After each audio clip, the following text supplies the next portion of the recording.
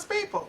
You have to be. You may get a little, like, oh, should I? But you're going to dive in because you believe in what you do. As long as you trust and believe in what you're doing, you've done your research, you got to do what you got to do. You got to give it to God and say, I'm on my way. I got this. And just pray and ask Him to protect and cover you on every step of the way. And some people don't have that. All right. Hey, you all. Thank you for tuning into this week's episode of the Wealthistas podcast, where we talk about all things women's wealth related with a heavy emphasis on entrepreneurship, of course. Today, we are joined by Dr. Kim McNair. I'm so excited to have you joining us this week. Why don't you tell everybody a little bit about yourself? Oh, okay. Well, I'm glad to be here. It's a pleasure, and thank you for inviting me today to join you and your wonderful cast and crew and everybody. I'm Dr. Kim McNair. I am a corporate, I'm multifaceted. So I do corporate events. I own a corporate event planning and marketing firm, which is Kim McNair Productions. We service corporations, nonprofit foundations, faith-based organizations, and some small to mid-sized businesses, but mostly nonprofit foundations, the larger ones, because we know in the nonprofit space, you have to do events to, raise money. That's just a part of what they do. Once I knew what my niche was, that's what I said, okay, I'm focusing in these areas. And I do conferences, meetings, I'll do golf events and things of that nature, but I don't do weddings and I don't do baby showers, stuff like that. So I always try to be clear with that, because people be like, okay, you do events. Yeah, it's a huge I'm difference. also the founder. I'm also the founder of BWEP Business Women Empowerment Project, which is my nonprofit organization for women and girls. So we started in 2015 to be able to help women, entrepreneurs, small business owners, solopreneurs connect to resources to help grow their business, their brands, and themselves. So that started BWEP. And then right before the pandemic, but of course we got caught up in the pandemic, I started a leadership academy for high school girls ages 14 to 18 and teaching them leadership skills, financial literacy. They learn entrepreneurship. We go through life skills, technology, everything that they need to kind of prepare them for when they graduate. Because everyone's not going to college, as you know. That's like a big thing right now. They're talking about enrollment is very low, so people are just kind of going to right into what they want to do. People are going to trade schools, but just giving them the tools they need to, no matter what direction they go in, they'll have those leadership skills to help them along the way.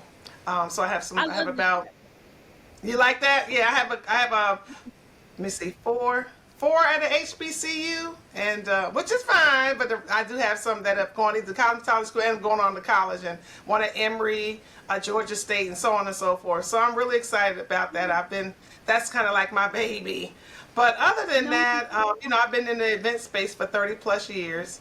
I'm an advocate for women in business. So, I've been a lot of things, and I have my signature events.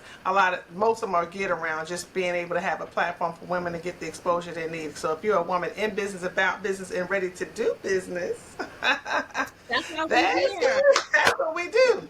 So I love this because there's so much synergy here. Just going back to what you were talking about with working with the young women. So we're in like the baby stages of our program, which is called Sis University. So basically we've been going out to different schools locally in Orange County, and specifically with middle school, high school, and then we work with the beta program here in Orlando with pregnant teen moms. And we basically, being a teen mom, they're trying to figure out how I'm gonna, how am I gonna make ends meet? So we teach them about entrepreneurship and starting a business. And the number one thing that I press to the girls, especially when I go in and I talk with them, is just like, we know everybody's path is gonna be different. You know what I'm saying? Like, absolutely. School is so important. Going to college, it gives you so much foundation for starting a business. But we understand that for some of you, that may not be your route. Right. As a shift. This is what you should do. We let them know, okay, you can take online courses for X, Y, and Z, and we just map it out for them, because like you said, it's going to be different for everybody. And admission rate going down, it speaks to it in itself. Like, right. Then they think about the debt. They looking at that debt. I mean, that debt, this debt, I mean, what's going on with the debt? It's real. And they're like, oh man, I don't want to go. I got just to go here. I'm going to go do this. I'm going to go do that. Like you're saying that, you know, they're doing it a different way, because it's just so expensive. And then, you know, to see how the pandemic shifted everything, it really opened a lot of people's eyes. Of like, whoa, okay, wait a minute, you know, because the American dream was, you know, you go to school, you go to college, you get your degree, you know, you get in your profession, you get the husband and get the white picket fence. Nah, it don't work like that. That's sure what they said. No Well, we got way. ready to. I got a question for you. So, Sure. what does wealth mean to you? What does And wealth the mean to reason, me? yeah. So the Okay. reason why I asked that is because in this past recent year, we rebranded from Support Influences Success to the Wealthy Sis Network, and in doing that, just from speaking with so many different women over time, I was able to really see like wealth it's different for everybody. But I feel like we can all take and learn from each other's journeys and each other's insights when it comes to like what does wealth Yeah. really mean? Right. So for me, wealth is, when I look at wealth, I'm looking at my legacy. I'm looking at, okay, how am I positioning everything so that we don't, you know, so that myself or my children or my grandchildren, we don't get into a situation where it's so much of a struggle. You know, when you know better, you do better. So being more mindful of how you save, where you're putting your money. Are you investing your money? I'm learning more about investment now. I have a young lady sending me every day property, because I'm like, okay, I want to get some land. I got to get some land. I'm trying to get it in the areas they haven't started developing yet. So when they get there, they got to see me. Oh, mhm. So you know, Yeah, I'm looking at it differently now, than I did when I was younger. I started my business with $500 in the dream. I left the New York, New Jersey area. I moved to Orlando, Florida, and I started my business, McNair Productions. I started right there in Orlando, grew my business, did a lot of great things. I got a key to the city, worked with economic development, did so many wonderful things. And then I relocated here, into the Atlanta market in '07 when I came here. And, you know, just looking at how I started out with just taking some money that I had in my savings and booking a ballroom to do an event. And to see yeah. how it has grown, to see how things have Yeah. developed from way back then. This is like, wow. You know, but God has kept me. I know that it is definitely God in my life, is Him guiding me, because there's some peaks and you have those valley moments. You're going to have the times when everything is woo, and then it's going to be like, okay, whoa. And like you're talking about wealth, you got to be able to manage your money as well as your time. And you got to look Yeah. at certain things. Is, you know, sometimes you can't roll with them. You know what? I can't roll with y'all right now. I really got to work on this. I got to grind a little more. In our space, or at least in my space as an entrepreneur, you know, I'm the ship, right? I'm running everything, you know, and even if Yeah. I have some contractors and some people working with me, I still have to make sure that I'm efficiently marketing, I'm efficiently going out, networking the proper way and doing the things that I do, servicing the clients we do have, because we know if no invoices going out, ain't no money coming in. Yup.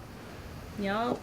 You got to keep things in motion. You know, you do. I feel like, Absolutely. especially as like small business owner, as you're growing, you'll get that team into place, but still that team's not gonna move if you're not moving. If you're not giving direction, if you're not creating, you know, a plan, if you're not going out and meeting new people, establishing new connections, slowly Right. things will just slowly start to just as fast as you got up there, it's gonna start to decline Yeah, because that that's lack of right. effort, you gotta be consistent.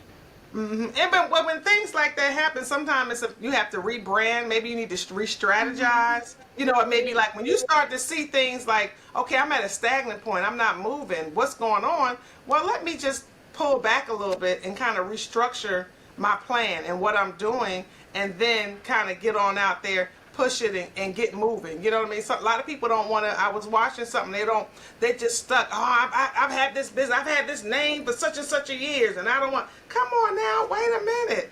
You're still who you are. You're true to the game. You're true to yourself. It's just that Yeah. times are changing, And maybe You you gotta need to just shift with the change. That's it. Nobody say you got to give up your secret sauce. We ain't saying you got to give us the ingredients. We're just saying, why don't we do a new look? Look what they did with the Aunt Jemima syrup bottle. Every time we look Aunt Jemima. Then it went to to Pearly something or whatever. But we always went in the store looking for that lady, that face on that bottle. We were always looking for that, and it's gone. But they just had it because of diversity and inclusion, and because of all the things that we're dealing with now. They still the same ingredients. They just had to change the bottle. Yeah. Yeah, it's so important. I feel like that's a hard decision for some people to make sometimes, especially when like you are attached to the business and the brands and the model that you built. But I always encourage people to, like, once a year, look back at your business plan. Look at where things are moving. Like, especially nowadays, things are moving so fast, so rapidly, depending upon your industry. So for me personally, my background started off in branding and marketing. And like my expertise was web design, graphic design, all that good stuff, right? Okay, right. And then slowly, as it got easier and easier for people to make websites, the demands for me started to go down, but then I had to be more strategic with the people who I was marketing to. So not necessarily changing what I provided, because there will always be a need for web design, but now changing who I'm marketing towards, right? Am I marketing towards that business owner that just wants a quick website that's up, don't want to spend a lot of money? Or am I marketing towards that business owner that's invested in their brand, that sees the benefit in having someone that's assisting them to help alleviate that from them? And you will always still find those clients. But it's all in pivoting, right? And then as it gets, everything just starts getting smarter, then you have like what? You got the AI, and now you got AI websites that can be built. So for me, it was like 2 years ago, I'm seeing all this progression, and I'm like, if I don't make some pivots in my business, then I'm really gonna see a decline, because it's only but so much, you know what I'm saying, that you could do. So then that's when we decided to pivot into full business development, because I was like, well, what am I doing really when I'm helping my clients? I do way more than just set up their stuff, right? Probably so. I'm registering businesses, but I didn't know how to package it up. So it was me talking to my mentors, me studying the market and deciding, okay, what my pivot is going to be. A lot of people are scared to do it. I was scared myself. But it can be so but see, entrepreneurs, we're fearless. We are fearless people. You have to be. You may get a little, like, oh, should I? But you're going to dive in because you believe in what you do. As long as you trust and believe in what you're doing, you've done your research, you got to do what you got to do. You got to give it to God and say, I'm on my way. I got this. And just pray and ask Him to protect and cover you on every step of the way. And some people don't have that. They don't have that belief. They don't have it. That confidence. Not everybody. But as I was looking over your bio, I know you gave us a spill on your current business. But what was your first business? My first business?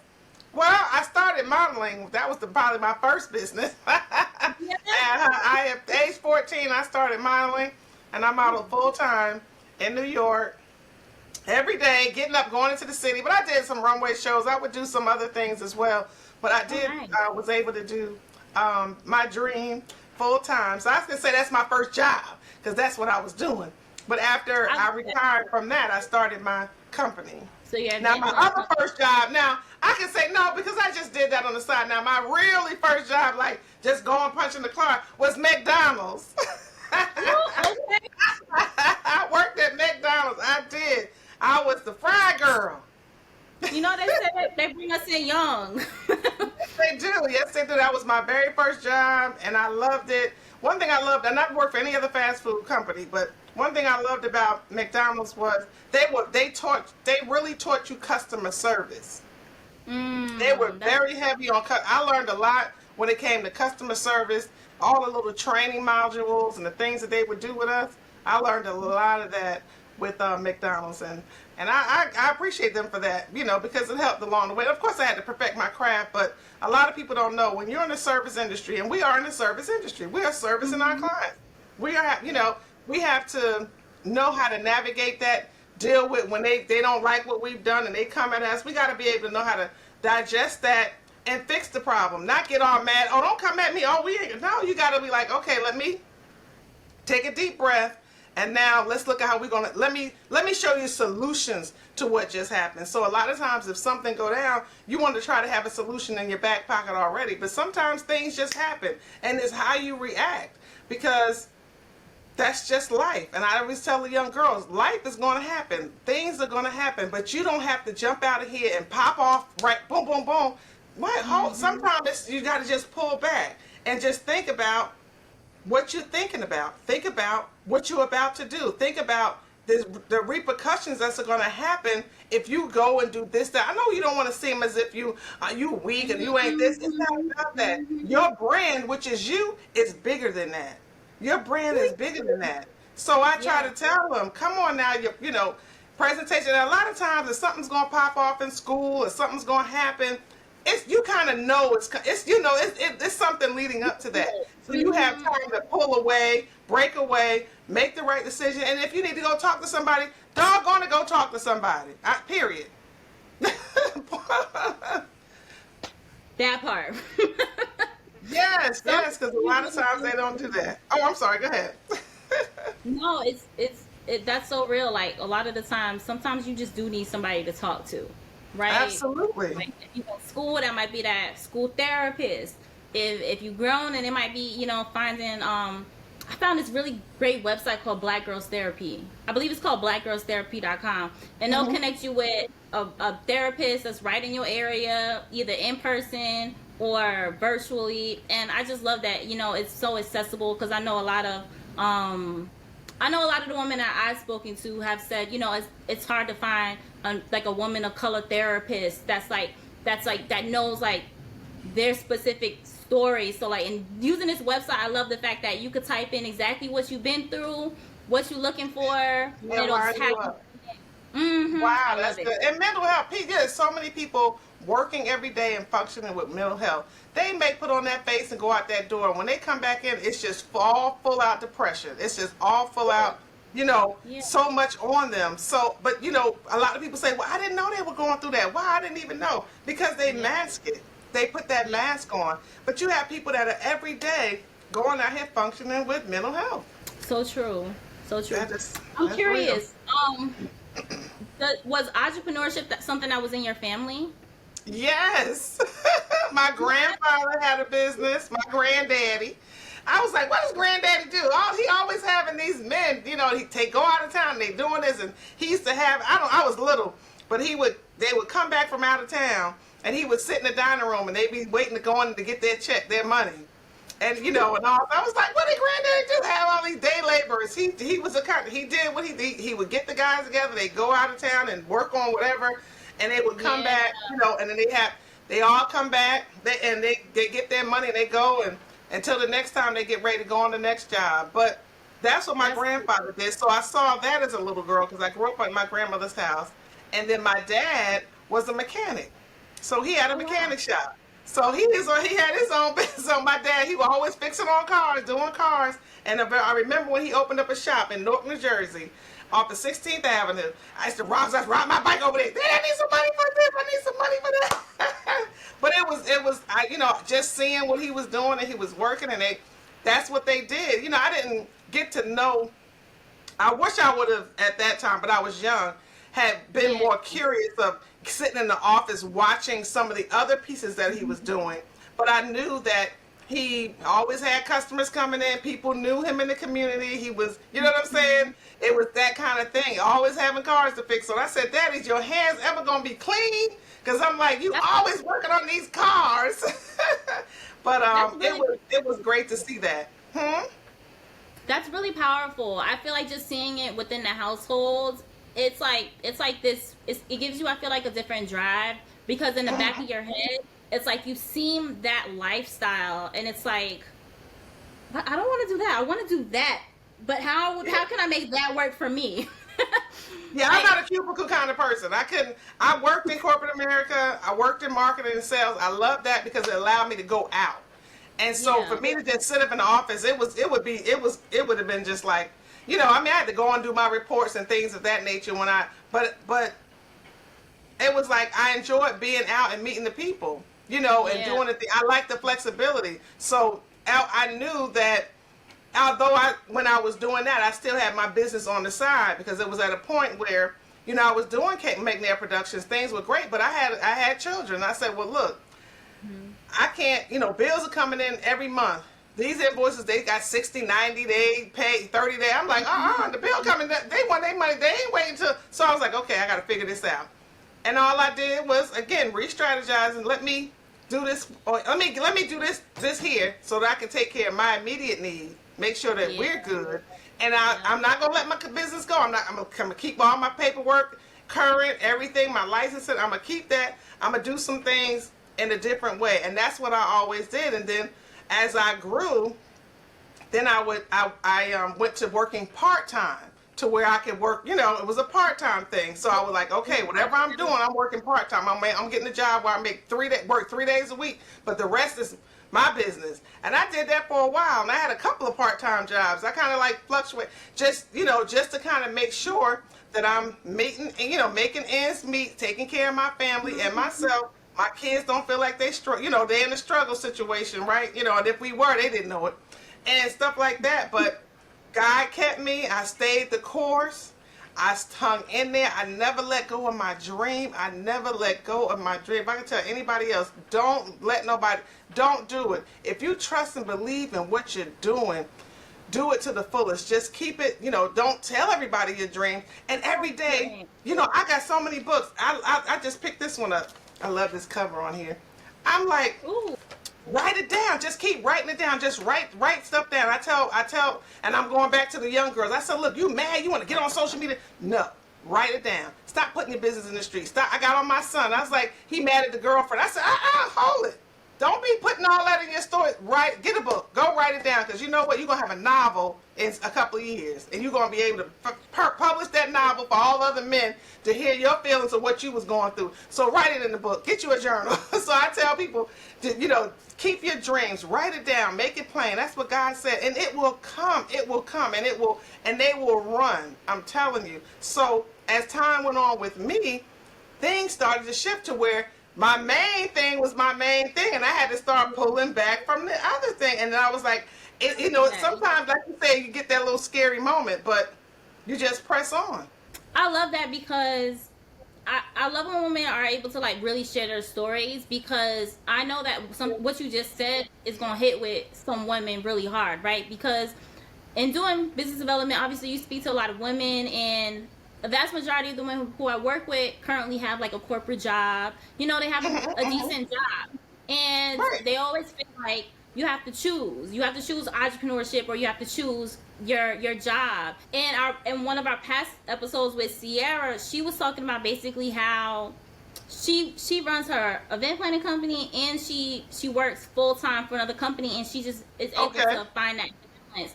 And I like how you said sometimes you gotta put things. Sometimes you gotta, you're balancing both, but then there may be times where you have to hold on, put this on pause, but make sure you're keeping yourself up to date. Make sure you're still writing down your ideas. Make sure you're still actively involved and engaged in the planning of your business. Even though you may not be able to dedicate that time towards the sales, right, and the actual like working in your business, you can still be working on your business while you're making sure. Yeah, while you're working your job. That's right. That's what you have to do. Yes, that's what you have to do. Yes, and then you got a lot. But you go ahead. I was gonna say, until your side hustle becomes your main hustle, and then you can leave your job. You can your exit strategy. That's right. And if you got, if you've been on your job and they love you, and you go to them and say, look, you know what, some things, I got right now, some things are going on, and I need to, want to find out if you guys can offer me some part-time hours. And they may say, oh yes, because you've been such a good worker. They love what you do, right? They value you. They'll say, you know what? You go to HR and you just figure it out. And they say, well, can you do these days a week? And then it's like, it'll be such a weight off of you. You may still be able to keep part of your insurance, but you can now take those other days and really get your business together. And you have a lot of people that, I know this young lady, she's in corporate America, and she does something on the side. There's so many people after the pandemic. I'm telling you, there's so many people that in corporate America got a side hustle because they can shut down at any minute. They can tell you we closing the doors, we ain't, all that kind of stuff. So if anybody is smart, should need to be thinking about what they love. If it's something you love to do or something, at least do the research on what you're trying to do. I have a friend, she's been working with a company for 30 years, girl, 30 years. I said, so when it's all over, what you gonna do? I don't know. I said, you don't know? I don't know yet. I said, you need to know. I said, what you gonna just sit home and just rock? But you need to know what you gonna do, baby. Well, I may just work part-time. You still work? You just got these people 30 years of your life. And now you ain't gonna, oh my God. I was like, so it's hard, and then people, and it's hard to have really good, not good friendships, but when people don't understand your space, because they like, I don't understand how you do that. It's kind of hard. What kind of conversations we going to have? Because I'm talking about this, and this, and all you know is 9 to 5, 9 to 5, 9 to 5. That was the whole...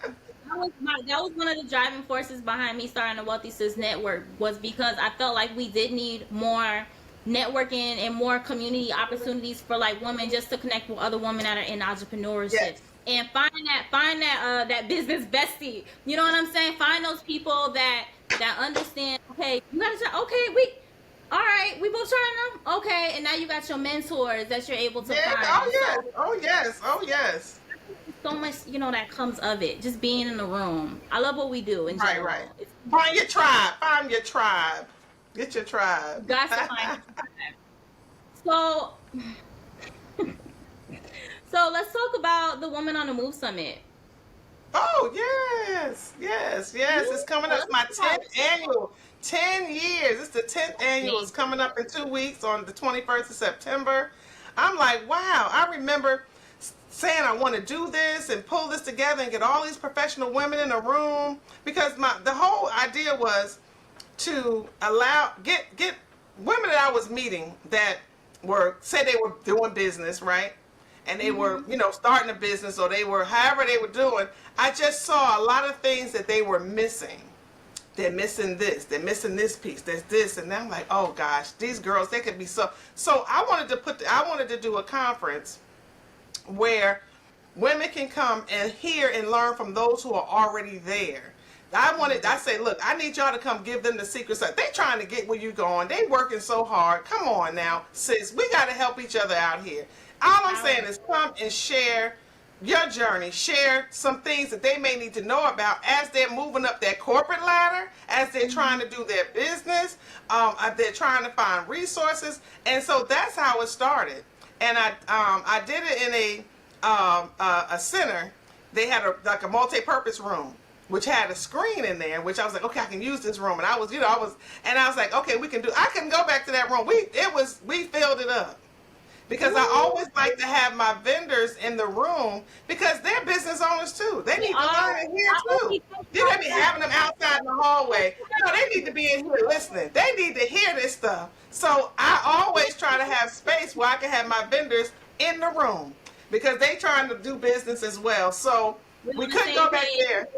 Yeah, oh yeah. And see, that's where I say I've always created a platform for women in business, whichever way it goes. So we started that in 2013. It has grown. I'm just so elated on what God has done over this 10-year period of the program, of the Women on the Move Summit. In the midst of that, I did a TV show for 4 seasons here in Atlanta called the Women on the Move Live Show. And again, another platform for women in business, about business, ready to do business, to come on and talk about what they were doing, to share. There's so many talented women oh my gosh, there's so many talented women. There's so many services and things that people offer, and nobody knew about it. So, that was amazing. And everybody said, Kim, you coming back to TV? I said, I'm going to shift up and do something else. But then God threw some other stuff in my way. So I haven't gotten back to it, but I own it. So I can always bring it back whenever I'm ready. So doing that was great. And the summit is, it's just an amazing time. I'm excited for the 10 years, but we're going to have some dynamics, panelists and speakers, that'll be coming out to share with the women, about the different things. I have some men on that are going to be on panels as well. I do have men involved as well. And one year I did an all-male panel. I did a female panel and I did an all-male panel because we got to do business together. So I said, let's hear what y'all talking about. And they love that. They love that. And I don't know if you know who Jay Barnett is. Do you know who Jay Barnett is? No. Jay Barnett. Okay, he does a lot. He's a mental health specialist. He's Dr. J now. He was one on my panel. Now he big time now. I be seeing him all on TV everywhere. I say, ooh, Jay, you just a man now. But he does a lot with Charlamagne the God and stuff like that. But I remember way back when he was starting out, talking about his platform of men and mental health and his book. But I'm just proud of him. But not only that, but this year, we were at Porsche last year, Porsche. We'll be back at Porsche this year.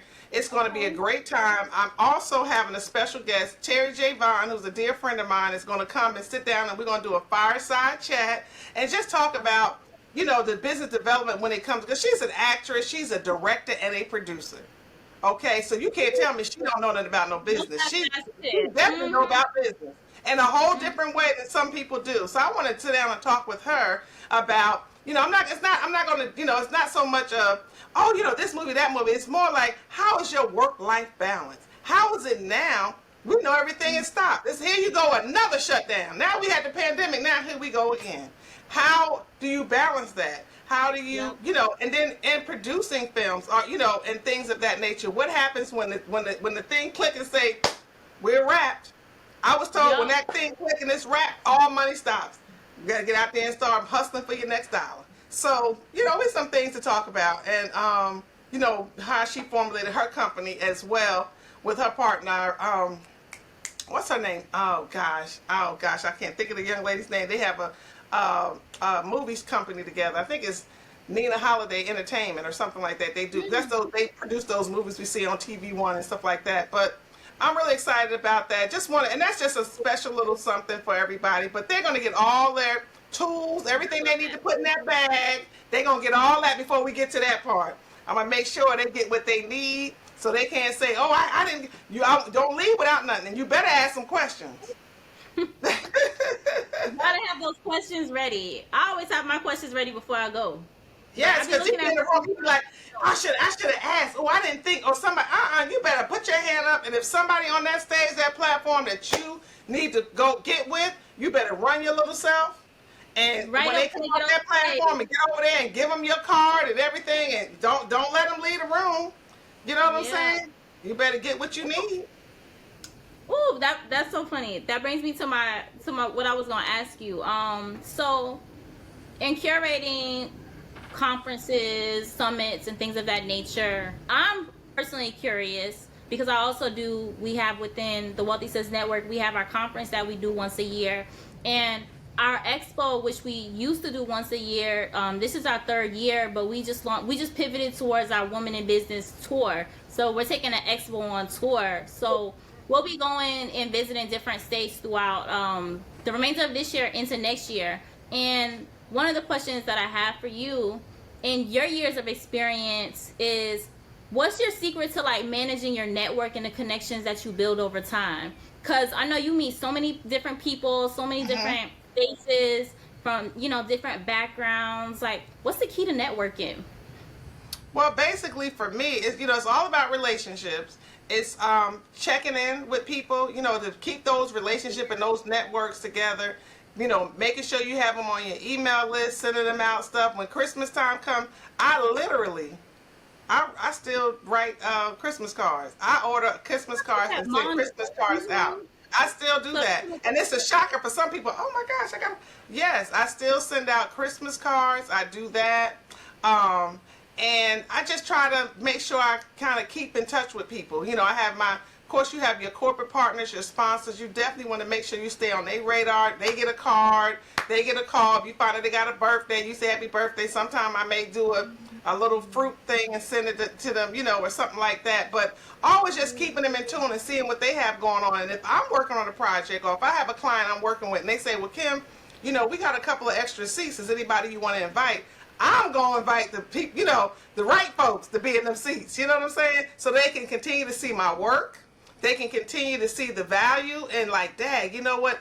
got to keep Kim in that back pocket, and it's always good to create a need. So, I always, when I network, like I said, most of the time I try to keep people in my database. I try to stay in touch with folks. Some things fall through the crack. Everything is not, but though, but you do the best you can, and you just try to keep it going. So as you guys are doing the conferences and doing everything, and you're meeting the people along the way, just make sure you're putting them in a place where you can kind of connect with them again and keep them up on, even if it's every quarter you're sending them a little note or something. Just be intentional. Yes, be intentional about that, and people will appreciate it. I had a call the other day. A girl was like, she was in the meeting, my name came up. I was like, what was going on? And she was like, some entitled folks was trying to throw your name. I said, oh, really? And she said she had to check them real quick. I said, I said, no, I need to call anybody. She said, oh, no, we got you. I said, thank you. Thank you very much. You got a solid core. Because people try to, how people try to push stuff, anyway. It's like that wherever people try to push stuff on other. Come on now. But it's always good to do work, to be honest in what you do it with integrity, do it with excellence. And again, if you come, because you got to be able to handle conflict resolution, because in our space and what we do, because sometimes things happen. You got an event going on, the speaker's talking about they stuck in traffic, you looking at the time, we want to start on time, I don't do CP time, we got to get started. So I got to figure out, okay, this person's in traffic, they're not here yet, but they're not speaking to this point of the program.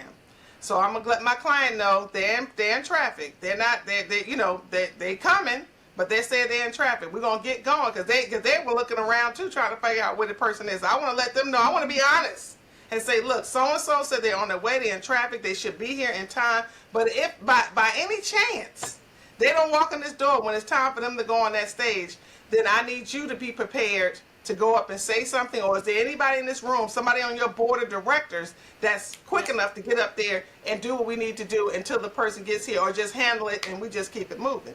And they appreciate that versus you, oh my God, they're not here. What are we going to do? Oh my God, well, we're going to solution this daggone thing. Who in here? What we going to do? We're going to change this, run the show up just like that. You got to be quick on your feet, especially in the events industry. Yes, you do. You have to be. My friend was doing an event. He talking about somebody said something about toilet paper, and I said, what? He said, he said. So I said, so what did you do? They said, he said somebody get so much toilet paper he couldn't believe. I said, so those things people don't look at. You got to check logistically. All that got to be checked. You assume you in this venue, and they're going to have enough of that and have all of that, right? And a lot of times they let you in. They may go do a run. They may be over here. It depends on the space, right? And I was like, oh, you got to have that kind of stuff. So you got to know, hey, do I need to keep a 4-pack in my trunk? Do I need to make sure I have a 3-pack of paper towel in there? Whatever, you just have to, but then when you go to do your assessment on your space, you want to make sure, and you ask, is someone going to be on property for the entire time that I'm here? They should be, and if something was to go down, you know what I mean? You know what it is? Because we talk about event spaces and all that. What they started now with Peer Space is, what I found in my bookings with Peer Space is, you can get these really nice venues and everything, and a lot of the time you can communicate with the venue owner ahead of time before you book the venue. But someone will be like, lock all doors, so they'll be like, okay, just key in, the venue's yours, and there will be nobody there. And those are the times I was like, and I learned from that one time, and I was like, you know what, it don't even matter. I need to know somebody's here. I need somebody on deck in case something goes wrong, because you walk into the venue, you can look around, everything can look beautiful, but on event day, so on one event, we had a venue at 2 sides, and on the one side that we had like our guests and everything, it started to rain, and then there were leaks, and I'm like, who would have thought, one, it would have rained, but two, the venue would have had leaks in the ceiling. So and nobody was there. And you run around trying to, where the buckets at, whatever. You can't have water all running through the floor with your stuff going on. No. No. Wait, don't want the kids to slip. Don't step here. Oh, no. people don't. So all of that to be like, all right, I need to make sure I have my checklist. I need to go. I need to visit the venue ahead of time. You know, Yeah, you learning gotta do things. all that kind of stuff. You gotta see it. You gotta see how your people coming in. Where's the parking? How's the parking? All right, you're gonna have security in the parking lot. How are we doing it? All those things. People, they just, people are so excited about doing an event, but they're not thinking about all the logistical pieces that go with that. So you need to, so when looking for an event, a venue, you gotta just make sure you're checking everything out, because again, it could mess your brand up. They can be like, oh man, that's trash, man. You don't want that. You don't want that. So sometimes you have to kind of you may have to just pay a little extra to make sure you got stuff set, and it is what it is. You want the best? I'm gonna give you the best. We the best. Okay, that's what he said. We the best. Okay. I was about to say, so that's what you do when it comes to corporate executive events Oh yeah. and things of that nature, right? So they can come to you and you're gonna help them map it all out so the event goes smooth.